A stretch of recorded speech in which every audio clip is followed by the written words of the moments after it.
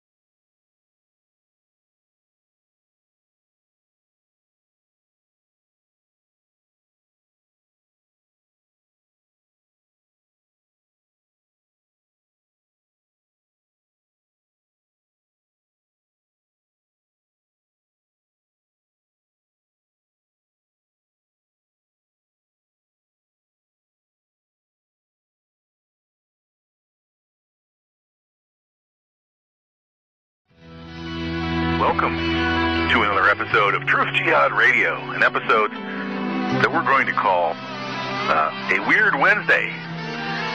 Now that's weird with an E. That's right, another E on the end of the word weird.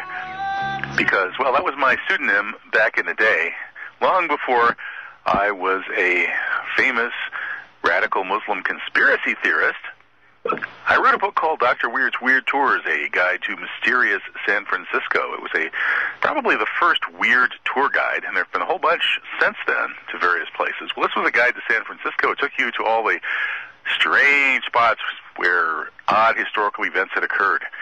You know, everything from allegedly mystical teleportation to other dimensions places to, you know, the Charlie Manson's house, Jefferson's Airplane's house, where Allen Ginsberg took peyote and came up with the poem Howl, things like that. And it's actually a pretty darn good book. It's now selling on Amazon. The good copies could cost you well into the hundreds of dollars. Anyway, in that book, I treated a lot of, you know, offbeat topics, even more offbeat than the stuff I normally do on this radio show. And we're going to get into a little more offbeat stuff today. And that doesn't mean it's not true. It doesn't mean that it's not scholarly, because, well, in the second hour, we're bringing on David Jacobs. He is the director of the International Center of Abduction Research, and he's sounding the alarm that Earthlings are being kidnapped, genetically robbed, and ultimately probably replaced by some extraterrestrial or extra-dimensional species. That these UFO abductions that you hear about are not just folklore. It's really true.